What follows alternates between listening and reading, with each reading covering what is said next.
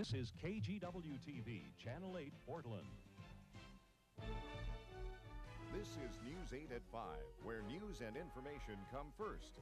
Reported by Kathy Smith, Pete Schulberg, meteorologist Jim Little with up-to-the-minute weather, and Scott LYNN with the latest in sports. Tonight, a special report on the 5th anniversary of the eruption of Mount St. Helens. It's an event Northwesterners will never forget. Mount St. Helens blowing her top in an incredible eruption, leveling 150 square miles of forests, destroying houses, flooding towns, taking 60 lives, and creating all sorts of problems with its ash. Good evening, I'm Pete Schulberg. Tonight we'll report on the volcano 5 years later. Kathy Smith is on Mount St. Helens right now inside the crater. Kathy, I understand there's been some activity up there today. There has been indeed. At about 10:15 this morning, geologists noted a steam plume rising from the crown of the lava dome, and it's been obscured. You can't see it right now because the clouds have moved in the last 10 minutes. But we hope that they will move out as quickly as they moved in and you'll be able to see it. First of all, let me tell you, I wish you and everyone else in the viewing audience could share the experience of standing in the crater of Mount St. Helens. It's beyond description. It is a beautiful day up here. We have ideal conditions, about 50 degrees. There's very little wind, just enough to see some steam rising from the snow, which is melting below our feet. There's also an eerie sense here in the crater.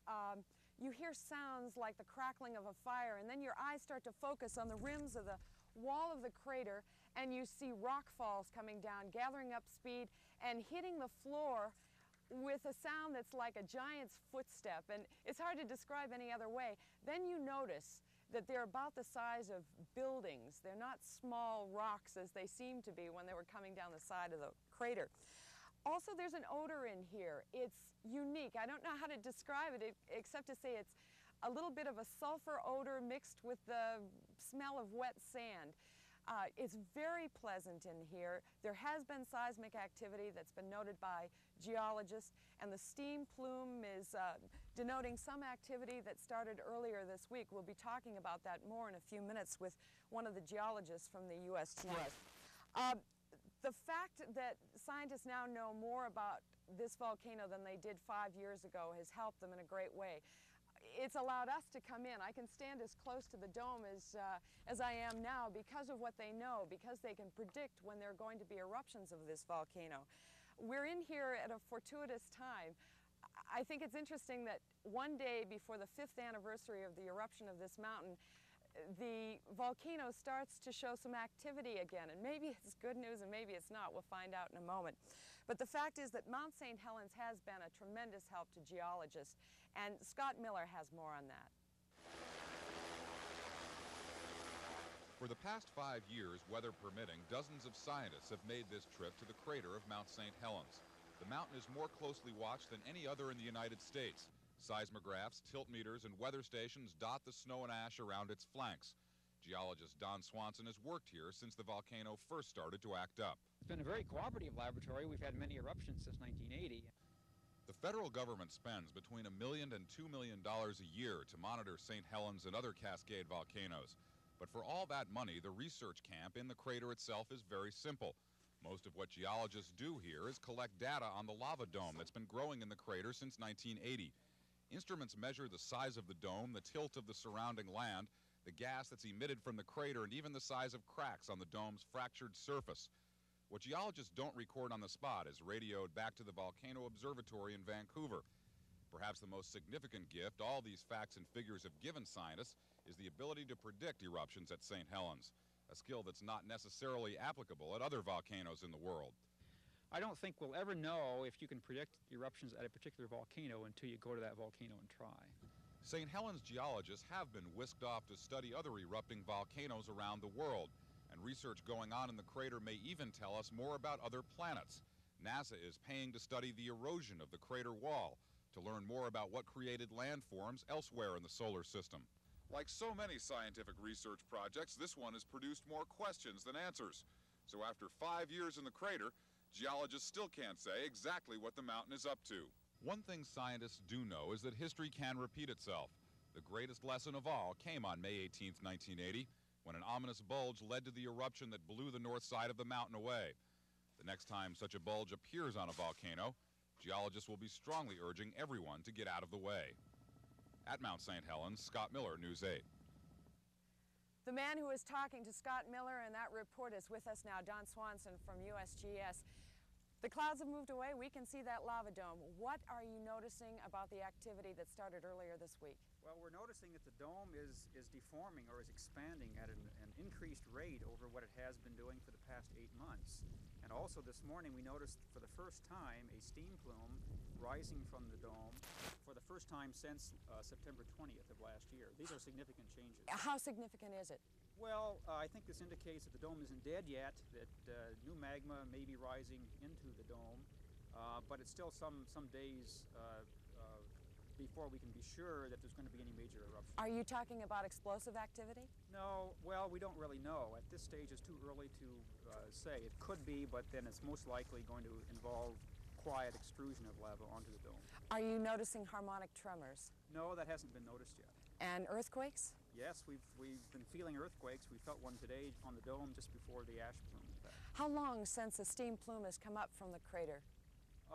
It's been coming up several times today, but there had been none since September 20th. Pete Schulberg has a question for you, Don. Don, yes, if the lava dome keeps growing and if there is no other eruption, how long, how many hundreds or thousands of years will it take for the mountain to look basically what it looked like before the eruption? That's very difficult to say. It's unlikely that the dome would continue to grow and recreate the mountain. Probably it will stop growing, and many eruptions subsequently producing lava flows will eventually reform the dome to its original shape, or the mountain to its original shape. But this will take probably hundreds and perhaps many hundreds of years. 5 years ago today, you were on top of this mountain, weren't you? That's right, yeah, in the afternoon of May 17th. Your timing was good in getting out. Some may say it was foolish in being there in the first place. Some may. We have a lot more to say about the eruption of Mount St. Helens 5 years ago and what has transpired since. We'll be back with those stories later on in the program. Pete? Okay, Kathy, we'll get back to you later. Thank you.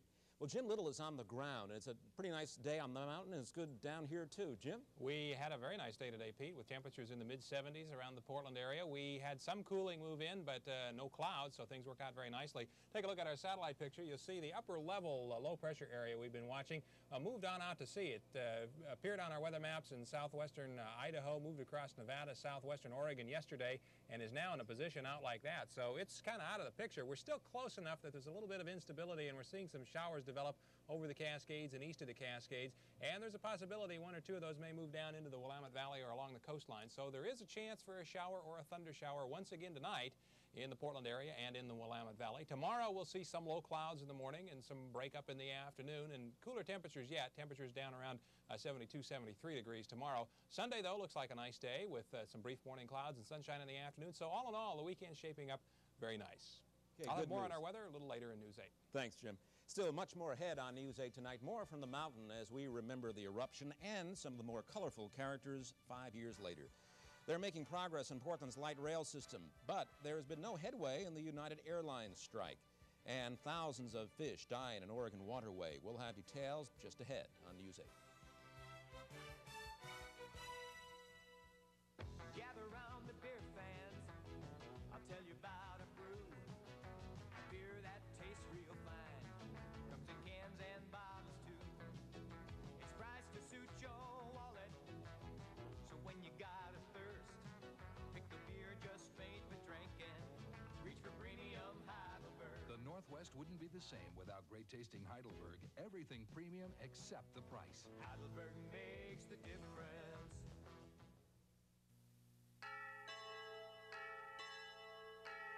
If there's one thing Germany is noted for, it's engineering.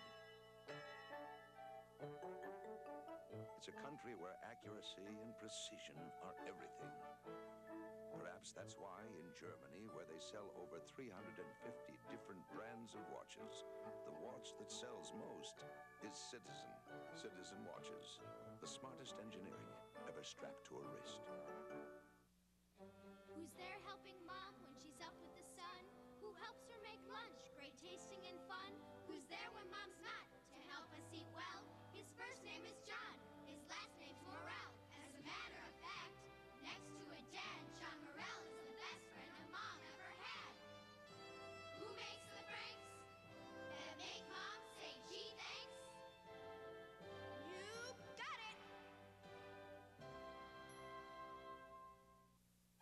Last year, car makers spent a record $1 billion in advertising just to tell you how wonderful their cars are. Fortunately, there's a more objective opinion: car owners. According to a recent survey of all cars in America, import or domestic, Subaru ranks second only to Mercedes in customer satisfaction. And that's the kind of advertising money can't buy. Test drive a Subaru at a Portland, Vancouver Subaru dealer and find all the Subaru solutions. Thousands of dead fish are washing ashore at one of Oregon's most popular reservoirs. News 8 reporter Paul Hansen says the cause of the fish kill remains a mystery tonight.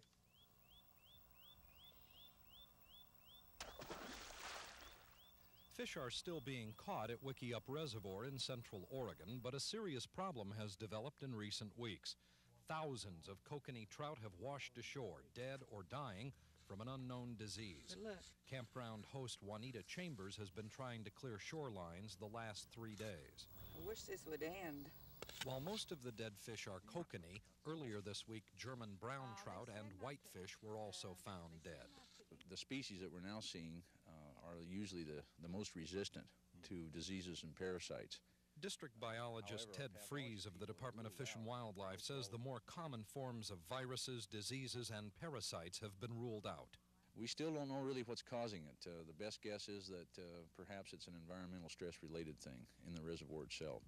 Fortunately, nearby lakes and streams have not been affected, and the healthy fish caught by anglers are okay to eat. Ones that are healthy are very healthy, and there's absolutely no problems from eating those fish as long as they're cooked in a normal fashion. We are, however, recommending people keep their pets away from the beaches where these fish are washing up because certainly they would make dogs quite sick. Wickiup is a 10,000-acre man-made reservoir. It is stocked annually with kokanee, brown trout, and coho. The size of this fish kill has biologists worried. This is the sad part of this thing, is the fact that it is taking different age classes of kokanee, which means that you can affect the fishery for another 2 or 3 years. Right now, we really don't know the extent of the kill. It appears to be rather massive. If things don't improve, the Department of Fish and Wildlife might be forced to allow fishermen to catch all the healthy fish they can. There is no treatment for this problem. Samples of both dead and healthy fish captured at Wickiup have been taken to Oregon State University, where researchers are still trying to determine why the fish are dying. Next week, the Oregon Department of Environmental Quality will begin water testing here at Wickiup in an attempt to figure out what is killing the kokanee. From Wickiup Reservoir in Central Oregon, Paul Hansen, News 8. If you tried to fly anywhere today, you probably already know pilots for the nation's biggest airline are now officially on strike. Out at the airport right now by the United Airlines ticket counter is WALDEN KIRSCH. Well, you're not buying any tickets out there or anything, are you? Not buying any tickets, Pete. If I tried to, I wouldn't get anywhere. It has definitely quieted down now, although this morning it was very hectic. I'm glad you weren't here, and I have to say I was, though. The real problem, I have to tell you, is that many of the passengers got here not really having any more than about 2 days advance warning of the strike. By breakfast time, it already looked like rush hour. Passengers scrambling early to find the few remaining seats on United or any other airline out of Portland. The official word was, quote, some flights may not be operating. In fact, nearly none were. United told me at 5:30 this morning that my flight was still on, but we drove 150 miles in here, and by the time we got here, it had been canceled. Disgusted. Fed up. Pilots have not struck United since 1951, but this morning, nearly all of the carrier's 300-plus aircraft were grounded. It wasn't just a little mosquito bite, that it had an impact here. And by midday, United was telling its passengers to count on waiting anywhere from several hours to several days. Other airlines are accepting United tickets, first come, first served. But still, there are far more bodies than seats. Pittsburgh, I'm missing a Class 50 class reunion. I don't think we're going to make it, unless we charter something. But not everyone can charter. And while some labor walkouts have enjoyed a degree of popular support, this one has apparently not. I don't think they should be striking, not when we're flying. Those guys are making $90,000, $100,000, $110,000 a year. So I don't know why they're on strike. The pilots are holding out. They object to a two-tier pay scale, which would give newly hired pilots far less money. Well, it doesn't seem right that somebody who's starting a job now would come in and earn in a neighborhood of 50% less than the people that are making right now. Pete, the best advice we can offer you, since there may be a lot of folks watching who may be ticketed on United, is this. Arrive early, make a phone call before you come, and whatever, be flexible. I talked to a young woman this morning who wanted to go to Hawaii. She was going to have to go to Anchorage first. So it's possible, it's likely, in fact, that you will be able to go where you're going, but you'll have to wait and you'll have to be ready to make some changes in your schedule. Okay, Walden, thank you very much. Walden KIRSCH out at the airport tonight. One form of transportation that is running on schedule is Portland's light rail, or at least construction is on schedule. Another light rail station platform was completed this week. Casey Cowan reports. Bit by bit, Portland's light rail system is being completed. On Holiday Street between Northeast 3rd and 13th, the section that's being called the Gateway to Portland is finished. Is it turning out as nicely as you'd hoped? I think it is, and I think people are pleased as they walk down the new sidewalks and see the street come together and begin to realize what this thing is really going to be like. City Commissioner Margaret Strawn, in charge of transportation, was one of the first to test out the new tracks, along with TriMet General Manager Jim Cowan. Strawn is undoubtedly pro-light rail, despite the disruption it's brought to the city. You can sit around and we'll suddenly be in the next century and everybody will say, why didn't Portland move? And if we're going to move, then sometimes it means a little disruption, but in the long term, it's going to be great. The real light rail cars aren't ready for the Holiday Park station yet, so Commissioner Strawn rode the Unimog instead. Her trip brought a lot of stares from passers-by, as well as this message from people who work along the light rail construction. Commissioner Strawn said the ride was a lot of fun, and she's looking forward to coming back next year and doing it all over again on a real light rail car. In Northeast Portland, Casey Cowan, News 8. At the larger rail terminal, Union Station, Mayor Bud Clark launched a drive to raise $5,000 to repair the neon lights at the top of the clock tower. The lights went up in 1948 and went out in 1972. And now the Association of Railway Passengers and the Railway Historical Society wants to repair the blue and yellow signs. You don't want to lean over too far. And now, I proclaim the start of the fundraising drive to restore the signs on Union Station's clock tower. See the neon beyond. They're going to try to raise the money by selling lapel pins. Well, Scott LYNN, I don't think is wearing any lapel pins today, but he does have some sports for us. Scott? Not today, Pete. Portland State center fielder Don Lovell has been named Pac-10 Northern Division Player of the Year. Lovell's Portland State teammate Dave Minkler was also named to the Northern Division All-Star team, along with University of Portland pitcher Steve Wilson and 5 Oregon State players, John Sipple, Dave Brendage, Ken Bowen, Quinn Williams, and Mel Malinick. Coming up later in sports, I'll have highlights from last night's Stanley Cup playoffs, an update on the Colonial Golf Tournament, and a look at one of the area's top swimmers. So see you in about a half hour. Pete? Okay, talk to you later, Scott. Thank you. Coming up next on News 8, we'll go back to the mountain and check on Spirit Lake. 5 years later, the lake is starting to come back.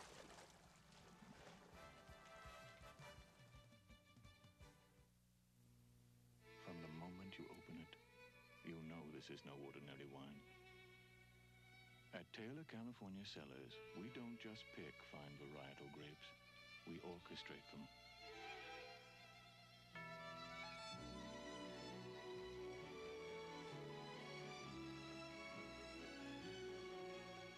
Taylor California Cellars is a better wine, but don't take our word for it. Taste the music. Here's hot news from Oldsmobile. 8.8 annual percentage rate financing from GMAC on one of the hottest new cars in years, Calais from Oldsmobile. Now, with 8.8%, you can save hundreds of dollars in financing on Calais. But remember, to save with 8.8%, you must take actual retail delivery from dealer stock by May 31st. Whatever your choice, for a better deal, see your local Olds swinger today.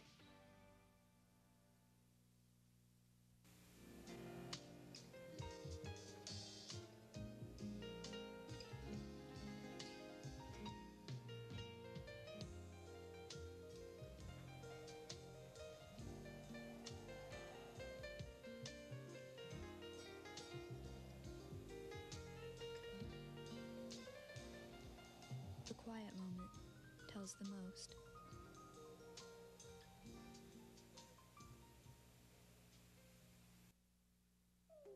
Friday Entertainment Tonight visits Jameson Parker. The actor talks about being a producer. Friday at 7 on Channel 8.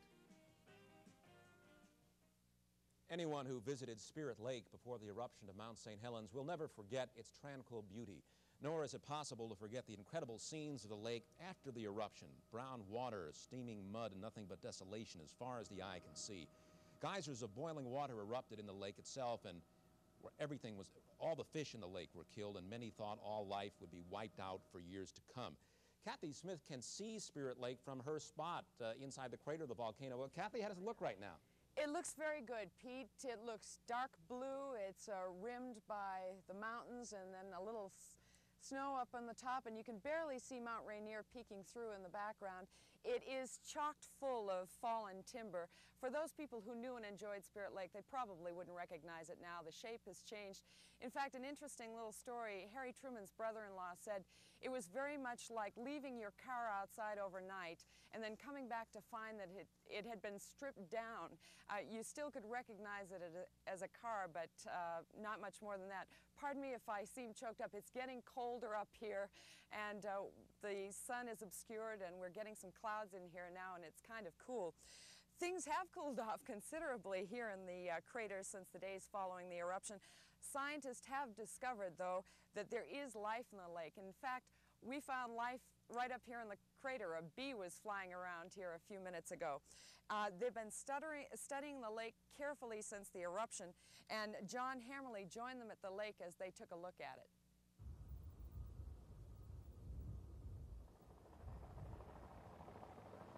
When it comes to experimenting, Doug Larson needs a lot more than beakers and test tubes. For Spirit Lake is his lab, and the rebirth of the lake is his experiment. This is a rare opportunity in science, in limnological science, or aquatic science. It allows scientists to document the step-by-step process of lake recovery. And I know of no other case where this has been done. Larson is a limnologist, or a student of lake life, and he has been studying the ecology of Spirit Lake for the past 5 years, ever since the day Mount St. Helens' giant eruption sent hundreds of tons of timber and rock cascading into what was once a pristine, lively lake. And all of this exerted an oxygen demand on the water. And of course the oxygen was completely depleted, and the fish suffocated as a result of this. The lake is, as opposed to what it was before the eruption, the lake is about 200 feet higher in elevation, and it's considerably shallower, and it's much larger in area. 5 years ago, when the volcano first blew, scientists came in, saw all the debris here in Spirit Lake, and called the lake dead. They said it would be at least 100 years before the lake returned to any semblance of its former life. But the predictions were not even close. Today, beneath the waters of Spirit Lake that grow bluer by the day, millions of organisms thrive, from algae to plankton. I guess my greatest amazement about this is the rate at which the lake is recovering and returning to this pre-eruption condition. But among the positive signs of returning life are disturbing ones. Among the strains of bacteria growing in and around Spirit Lake is Legionella, the bacteria that can cause a fatal attack of Legionnaire's disease. The numbers we're finding in this lake, and particularly in the little smaller lakes that are on the periphery of this main lake, that are more or less isolated potholes, have numbers of Legionella that are higher than numbers ever reported in the scientific literature. So there's no reason for alarm, but there is really a reason for concern. One immediate concern for Larson when he's studying the lake's rejuvenation is getting trapped by fast-moving log jams. There have been times when we've been trapped out in the middle of this and could not move, and so we had to be lifted out by helicopter, boat, crew, and everything. And if it's not getting trapped by logs, it's getting caught by one of the many mini cyclone funnel clouds that sweep over the lake. Oh, we had one that passed right over us, yeah, and it just showered us with debris because it picks up this debris, this log debris, and not the heavy debris, but the bark and particles, and carries it with it. And so it was showered, and it actually pulled our boat. It was feel our boat being kind of pulled up. It didn't leave the water. Larson hopes his lake study will be funded for at least another year, during which time many decisions will be made, including whether scientists should restock the lake with fish. Larson, the student of lakes, would love to see Spirit Lake return to the aura it possessed before the May 18th eruption. I would say that in my experience studying lakes all over the Pacific Northwest, it was probably one of the most beautiful lakes because of the setting. At Spirit Lake, I'm John Hammerly, News 8. All the people linked to Spirit Lake and Mount St. Helens, none was more colorful than Harry Truman, the crusty 84-year-old operator of Spirit Lake Lodge with his 16 cats, his 1957 pink Cadillac, and his ever-present glass of bourbon and Coke. In refusing to leave the mountain, Harry became a legend. Give 'em hell, Harry, we're all right behind you. Don't let 'em push you around.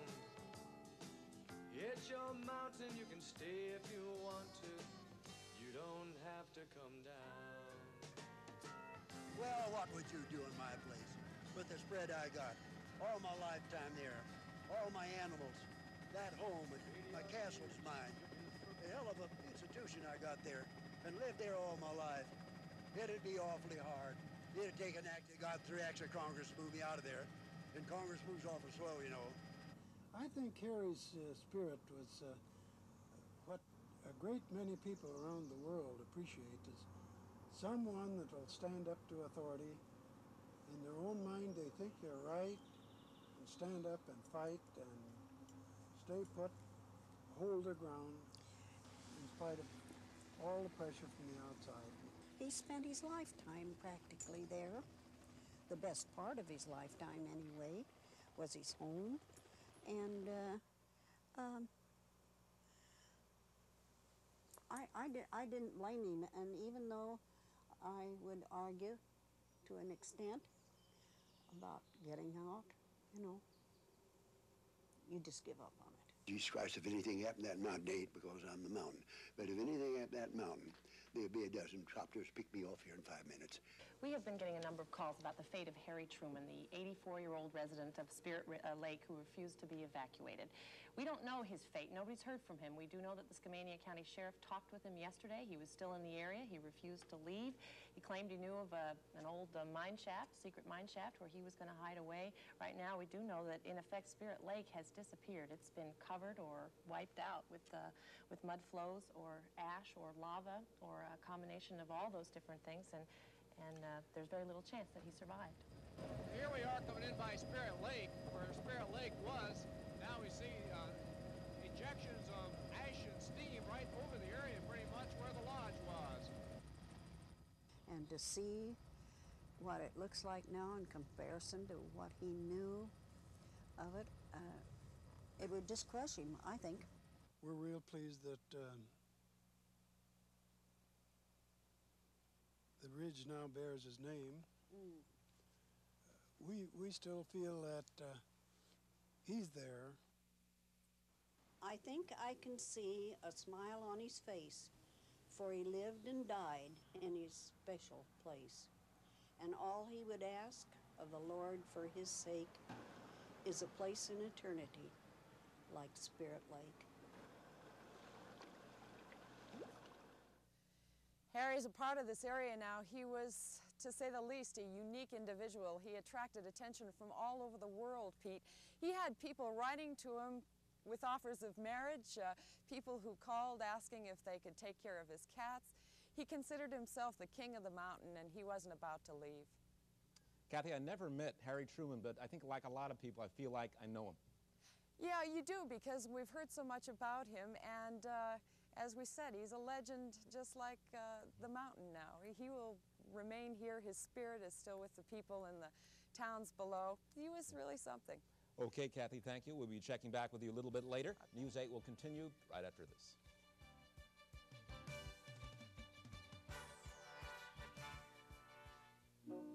This is Coast to Coast Personal Pride Exterior Latex House Paint. And now during our anniversary sale, you can save $8 per gallon. Its rich, thick formula covers in just one coat with no priming necessary on most painted surfaces. It comes in over 40 colors and it dries in 1 hour with 8-year durability. Hands and tools clean up in warm, soapy water. Now it's your turn to clean up on our Personal Pride Exterior paint. Just $9.99 during our anniversary sale at Coast to Coast. We're here to help you. We're Total Hardware.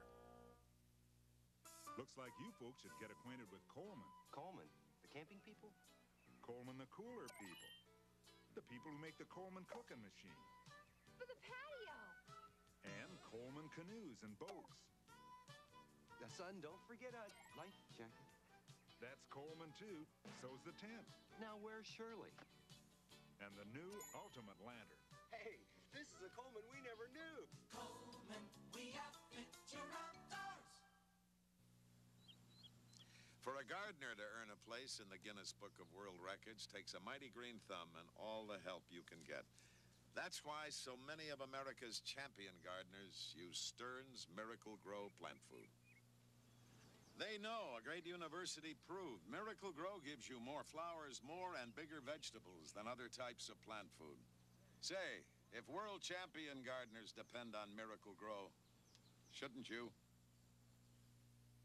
Introducing MJB European Roast Coffee. Allez, venez, Milan, vous asseoir à ma table. Il fait si froid dehors. Arrivederci, Roma. Goodbye. Quand il me prend dans ses bras. MJB European Roast. It's new. It's dark roasted. It's good coffee. A coalition of Portland's black leaders is trying to repair the damage done by the president of the Portland Police Association, which is the police union. At a morning news conference today, Ron Herndon of the Black United Front and Herb Cawthorn of the Urban League say they firmly support the police bureau. We want to be on record, as we have been before, in saying that the majority of the police officers have our support. We appreciate the work that they do, and it is invaluable. Herndon and Cawthorn say their recent criticism of police was not directed at the Bureau, but the officers involved in the death of security guard Tony Stevenson. This summer, you're bound to see a lot of young people at your door trying to sell you magazines. Well, that young person may be the victim of fraud. Congressman Ron Wyden of Oregon spoke out today against people who recruit teenagers to sell magazines and cleaning products door to door, then pay them little or nothing for their efforts. Since these crews move quickly from city to city, Wyden says they're often hard to catch. We don't need more laws to prosecute these people. We've got enough laws on the books. What we need to do is take advantage of modern technology and modern communication systems so we can keep track of these very mobile, very slippery individuals. Wyden is proposing a bill that calls for an information clearinghouse to make it easier to trace these groups from city to city. 15,000 to 20,000 young people fall prey to those recruiting efforts. Consumer specialist Pat Cruz says that for some it may be one of the worst experiences of their lives. In just a few weeks, school will be out, and kids like this are already looking for their summer jobs. An ad like this is going to sound pretty appealing. Gals and guys 17 and older, nationwide travel program. Leave immediately and travel extensively to U.S. beach and resort areas. Well, I answered an ad in the newspaper, which meant Brenda Keitzek took a job like that. She found the travel to be anything but glamorous. I thought the travel was opposite from your average vacation. It's not the kind of travel where you can go and see sights because you're working so much, 8 to 15 hours a day. By the time you get home, you're real tired. Brenda and Vance had similar experiences, traveling from city to city, working long hours, selling magazines from door to door. Their manager supposedly kept a computer account of their earnings. They never saw any of the money they earned. They were isolated from family contacts, and with no ready cash, they found it difficult to break from the group. But they felt the pressure to keep on selling. He literally kicked him in the back, out the door, just because of one mistake he made, like didn't get enough sales in one day. Finally said, I'm a Christian, I do not want to lie anymore. And so they drove him out to the middle of a cornfield, punched him out, threw him out the car in the middle of the night when it was snowing, and kept his money. Vance was able to get bus fare home. This April, Brenda was rescued by a friend of the family who tracked her to Texas. Both feel fortunate to have broken away from those sales crews and now are committed to seeking help for the thousands of kids who echo their story. Pat Cruz, News 8. If you know a friend or family member that you think may be trapped in a similar organization, call Parent Watch at 212-316-5387. You can call that number collect, and this group understands the problem and may be able to help. Much more news still ahead tonight. We'll go back to the mountain and talk to the people who took these historic pictures 5 years ago. Seiko captures a golden era for women. The channeled look for uninterrupted impact. A rich, rich weaving of opulent texture. An interlocking of elegance and style. And the brilliant touch only a diamond can give. At Seiko, great technology inspires great design. Seiko watches and clocks at your authorized dealer. Available at fine jewelry and department stores. Okay, now you keep your eyes closed. Bill Roberts has a surprise for his wife. You got it! I can't believe it! He bought the new car they always wanted with a loan from Willamette Savings. Oh, this is great. Get in. Get in. Where are we going? Fred Meyer, come on. Willamette Savings is in most Fred Meyer locations, so it's easy to do your banking and your shopping at the same time. We need new car mats. And the car wax. Willamette Savings, a better way of banking. Relax, unclutter your mind. Concentrate on nothing but the uncooler. Picture it pouring over ice, clear and light, unlike any other. Now taste it, unmistakably crisp and clean, with no caffeine. Go ahead, savor it. Now when I snap my fingers, you'll wake up feeling totally refreshed. 7-Up, the uncooler. Beaverton Datsun is absolutely loaded with new 85 Datsun cars and trucks, and that means bonus values for you, like this brand new 85 Sentra, just $53.99. Or look at this, a brand new 85 200SX, yours for $86.99. How about a brand new 85 Nissan pickup truck, just $53.99. And remember, 8.8 annual percentage rate financing is available on every 85 pickup in stock. Come on out and check out our new Gallus custom van lines, too. You're really going to love them. We're Beaverton Datsun, 3855 Southwest Cedar Hills Boulevard. This is Kathy Smith reporting live from the crater of Mount St. Helens. The May 1980 eruption of the volcano made headlines worldwide.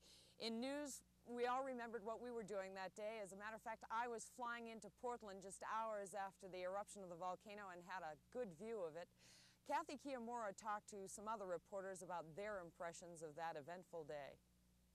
To date, Mount St. Helens, a volcano, represents the largest news story I've covered, along with other reporters and photojournalists. 5 years ago, on May 18th, we all witnessed the awesome truth of nature's destruction. It is something none of us will ever forget. We are directly over Mount St. Helens right now. We are at the 10,000-foot level, and there is no question at all that the volcanic activity has begun. I had been assigned to the mountain to cover all the earthquakes that have been happening there. And I got tired, frankly, of driving up to Mount St. Helens every day. So we took our traffic airplane, the plane that we use generally for traffic reports, and took a flight instead, just to do a visual sighting. And lo and behold, we got there, and we were the only people in the air, the only people up, and there it was. It had opened up into a crater. There was steam and ash coming out from the crater on the top, and the rest is history. It is a sight you will not forget. It was a combination of emotions when May 18th did happen, because driving up Interstate 5 and over the top of the hill to the first dramatic view in the morning hours, I mean, it was like a postcard until you could see the cloud actually moving and the lightning inside of it. There's no way to put that into words, and that's where television came in. I'll never forget our first arrival at the area of the floods. We got up there quickly enough to be able to arrive at the point at which the wave of water was coming down the North Fork of the Toutle River Canyon, and to see the houses ripped off their foundations and coursing down the river, and to see people on the ground clawing at the mud as they were scraping to the top of some hills to get out of the way. Those are images that are burnt, you know, into my memory. I will never forget. You know, we were having news meetings or conferences 3 times a day, and after every one of them we would sit, the geologists and myself usually would sit and shake our heads about the fact that they just couldn't understand the science of volcanology and the fact that it's so new and so inexact that there's no way they could sit down and predict what might happen. There's about 150 square miles north of Mount St. Helens is devastated. Enormous cave-ins are taking place. Steam is bubbling up. There are a few fires about. Someone said it was like a moonscape, but it's much worse than anything I've ever seen pictures of the moon's surface. As a reporter, it stuck out in my mind that this was one fantastic story. As a human being, it stuck out in my mind that it made me feel less significant. Just to stand and watch and not really being able to control the events of Mother Nature. The volcano today serves as a haunting reminder of nature's power. As reporters and photographers gather information in Mount St. Helens shadow, we are reminded of the lessons we've learned over the last 5 years. Over Mount St. Helens with photographer Terry Renneria, Kathy Kiyomura, News 8.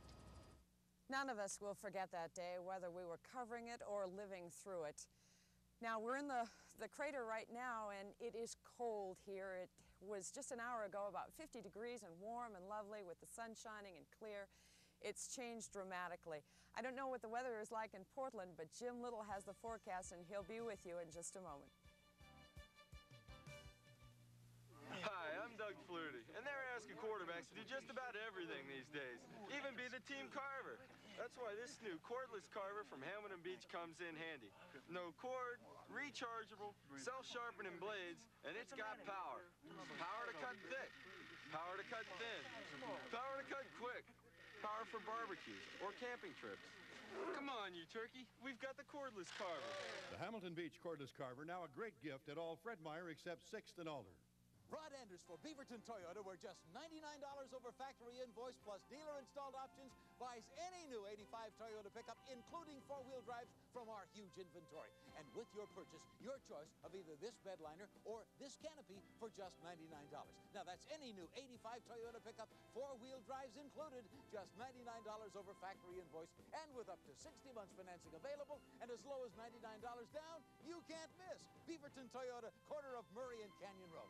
Good news is coming. There's good news coming soon in your mailbox from the people who hold your mortgage. You'll recognize it because it says good news, big and bold, on this bright yellow envelope. The good news concerns your home and a special group rate mortgage life insurance plan. Good news is coming. You'll learn how affordable good group mortgage life insurance can be. Your letter contains your personalized rates. Look for it in your mailbox. It says good news on the envelope, and that's what's inside. Good news is coming. It's after midnight, you're hungry, and your stomach is talking to you. Unfortunately, the refrigerator is empty. The supermarket is closed. And no one delivers at this hour. But you can drive to Wendy's, where the pickup window is now open late. So the next time your stomach talks to you after midnight, pick up something at Wendy's. And your stomach will thank you. Oh, thank you. Something later for Wendy's kind of people. Jim Little, it's cold in the crater, but it's sort of warm down here. Well, yeah, although the clouds are beginning to increase, it's a situation similar to last night. We have the thunder showers beginning to develop, and they develop, of course, more preferentially over the mountains. That's the preferred spot. And so, undoubtedly, Kathy's seeing some clouds forming, and it's getting kind of chilly up there at high elevations. We're seeing some clouds down here in the Portland area and have had at least one report of some sprinkles down in the Oak Grove area from the cumulus clouds that are building up. Let's check our weather outside. As of 5 o'clock, it is mostly sunny at the Portland airport, although the cumulus clouds are building. 76 degrees, the temperature at 5. That's 24 Celsius. Humidity, 47%. Winds west at 5, and the barometric pressure, 29.98 and steady. Well, we had a real show of lightning last night, and all of that came from a weather system down to the south of us. It developed off the coast, or in Nevada, and has now moved off the coast, so we don't really need to worry too much. But let's go back to last night.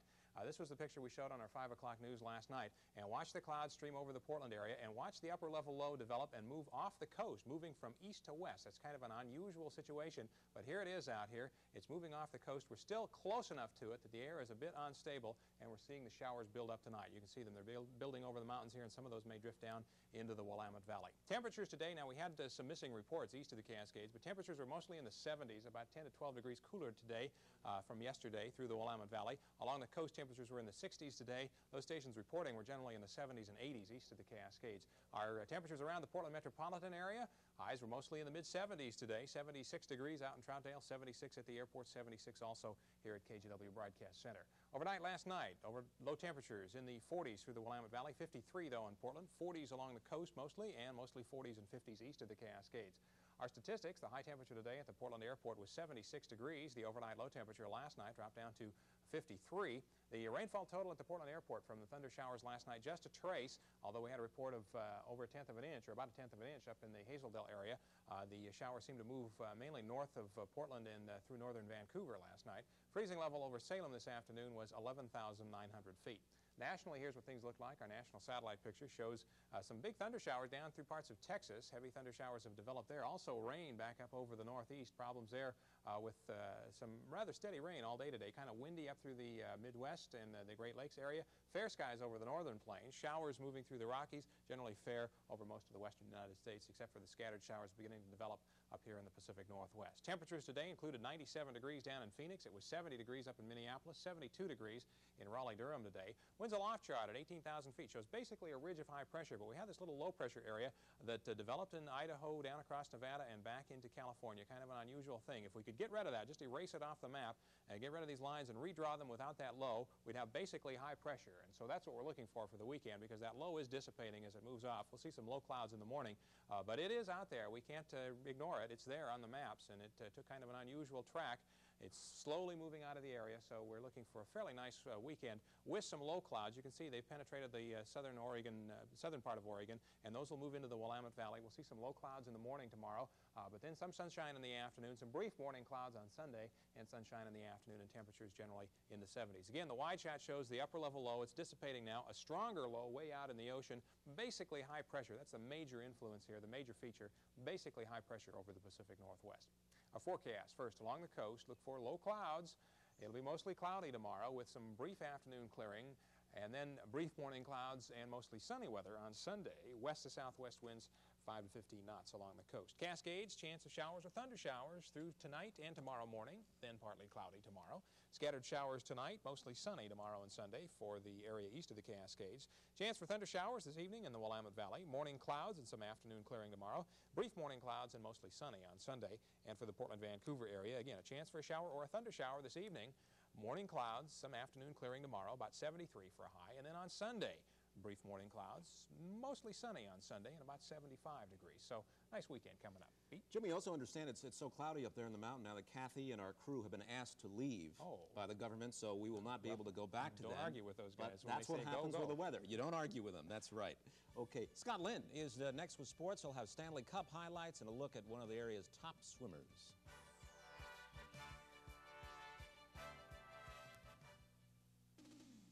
Painting is hard work, so you want a paint that works hard for you. A paint that covers in one coat. A paint that's washable.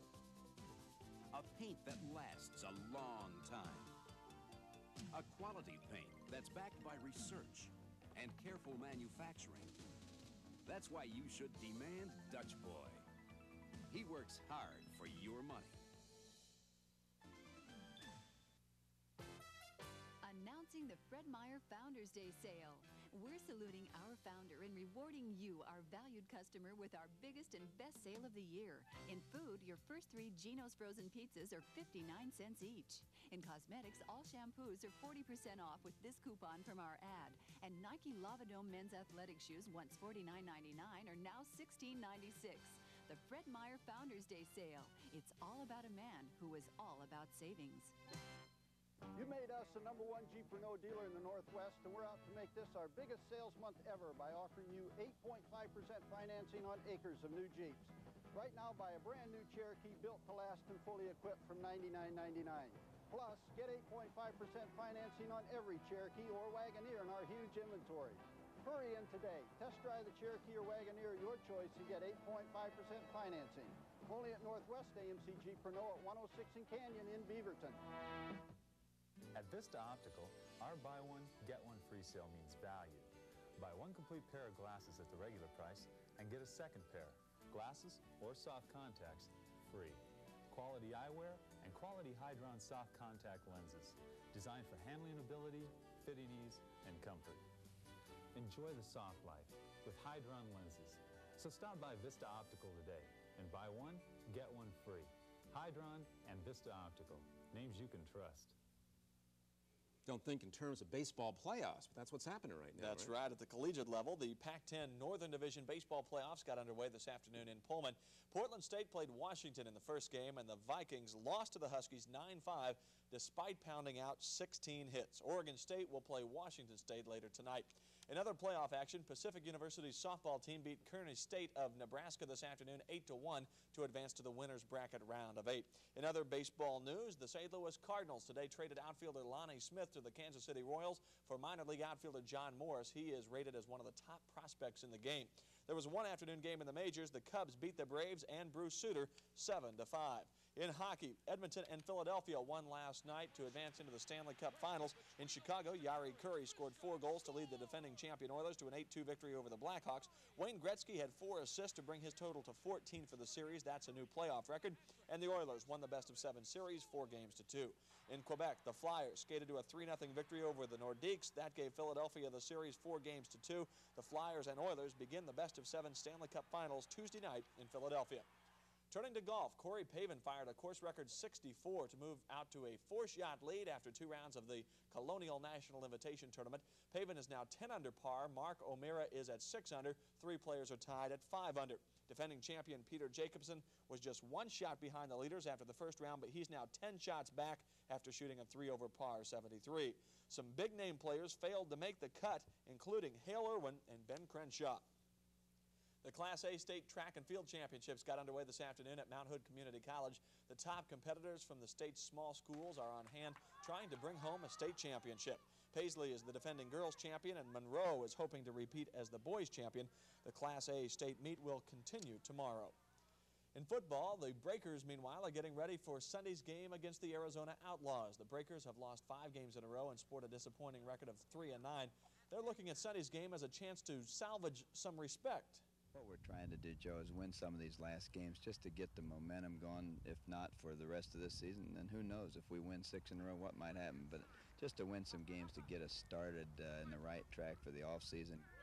Otherwise, it's going to be a long off-season. And finally, in swimming news, Portland's Matt Rankin will be leaving Sunday morning to compete in the Monaco International Invitational Meet. Joe Becker watched Rankin work out, and he has this report. Monaco's a long way from David Douglas High School, but there's not much room separating Matthew Rankin from the top in swimming. The 18-year-old senior is one of a select few who has qualified for the international meet, and he's planning to do well. I expect to do a lot of training before the meet, and then go into the meet and just compete as well as I can and try to make a good showing for the United States. Rankin has been swimming since he was 5 years old, competitively since he was 7. He works out 4.5 to 5 hours a day. One of my goals is to set a world record before I go to college, and that's on the top priority list. The world mark that Rankin hopes to break is the 400 individual medley. I'm 6 seconds away, but that was a year ago, so it's really hard to determine. I'd say with my performance at this last Nationals, I'm within 3 seconds, and the way I've improved every summer, that should be no problem at all. I mean, we've split it out, and it'll be a lot of hard work, but it's very realistic. So obviously you get your eyes set on the 88 games in Korea. Definitely. The Olympics is a dream come true for everyone, and I fell short a little bit this last year. Didn't quite make it, so it makes me a lot more hungry, and I'm going to make that realistic too. Matthew's not the only successful swimmer in the Rankin family. In fact, his twin brother Mark's also a fine swimmer. They're both going to the University of Arizona on swimming scholarships. At the Mac Club, Joe Becker, News 8 Sports. And just a reminder, the Lakers and Nuggets return to action tonight in Game 3 of their NBA playoff series. That game is being shown on a delayed basis by another station, so there's no live TV coverage. I'll let you know how the game turns out tonight at 11 o'clock. That series tied at 1 game apiece. That's right. Celtics and Sixers play tomorrow. Boston leading that one 2 games to none. NBA playoffs exciting again. Oh, as always. Yeah. Okay, Scott, thanks. Coming up, a verdict tonight in that big Scientology trial in Portland, and are tourists still flocking to the mountain?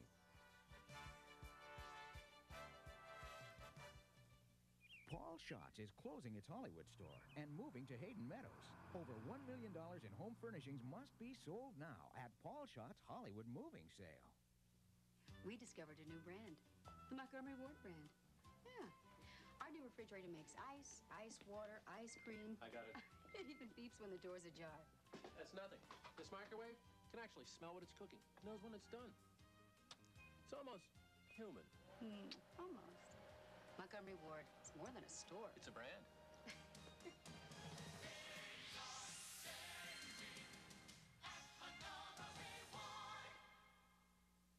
Calais from Oldsmobile. Now, with 8.8%, you can save hundreds of dollars in financing on Calais. But remember, to save with 8.8%, you must take actual retail delivery from dealer stock by May 31st. Swing on over to Friday Olds Portland, Thornley Olds Longview, DeLon Olds Salem, Metro Olds Vancouver, USA, Herzog Olds Beaverton, Brown Olds Portland. Weekdays only, and 32 times... Charlie. I can't talk now, I'm busy. Charlie, let me help you. All right. Which frequent flyer program is better? No problem, AirCal. You sure? 15,000 miles, AirCal, 2 free round trips, PSA 1. 20,000 miles, AirCal, 3 free round trips, PSA 2. 25,000 miles, AirCal, 3 free round trips, a free vacation, 2 days free rent-a-car. And PSA? Just 2 free round trips. And they call themselves tough. AirCal, we make flying easy. AirCal? A Portlander has been awarded $39 million in her suit against the Church of Scientology. Scott Miller is just back from the courthouse where the verdict was announced. Scott? Well, Pete, the jury awarded that large amount of money in damages to a woman who sued the Church of Scientology for making fraudulent claims about their religion. Julie Christofferson was involved with the church nearly 10 years ago. She claims that fraudulent teachings of the church caused her mental hardship. Christofferson had asked for $42 million in damages from the church and its founder, L. Ron Hubbard. The trial in Multnomah County Circuit Court has lasted 11 weeks, and the jury was out for 2 days. In the end, they gave Christofferson almost what she asked for. Christofferson says she's happy with the verdict, and she says she hopes it makes the church change its ways. A lawyer for the church called the verdict ridiculous and says the decision will be appealed. Christofferson sued the church once before. Then she was awarded $2 million in damages, but the appeals court overturned that decision. Okay, Scott, thank you very much. And now here's another look at some of the stories making headlines tonight. There's been a large fish kill at one of Oregon's most popular reservoirs. Thousands of dead kokanee trout are washing ashore at Wickiup Reservoir in Central Oregon, but the cause of the kill is still unknown. Biologists say viruses, diseases, and parasites have been ruled out. Almost all United Airlines flights out of Portland were canceled today. Thousands of United pilots walked off their jobs last night when negotiators failed to come up with an acceptable contract. Other airlines are accepting United tickets on a first-come, first-served basis, but there is definitely a shortage of seats on all carriers. Light rail is another step closer tonight. Today, another station platform was dedicated. It's the one on Holiday Street between Northeast 3rd and 13th. Transportation Commissioner Margaret Strawn was on hand for the ceremony, but since there are no light rail cars ready to go yet, she took a test ride on the Unimog instead. What's a Unimog? Well, it's a certain sort of a little, you saw, it's a little thing that goes along the track. Check the satellite picture. Our Unimog satellite picture tonight shows some scattered showers developing over the mountains. Some of those should drift down into the Willamette Valley for a chance for showers or thunder showers tonight. Morning cloud, sunshine tomorrow. Good news. Okay, Jim, thanks. So many of the volcano pictures we've all seen tonight are taken from the air or with super long lenses. And when news organizations fly over St. Helens by helicopter, it costs us about $300 an hour. Still, there is plenty to see from the ground. WALDEN KIRSCH shows us where to go on a day off.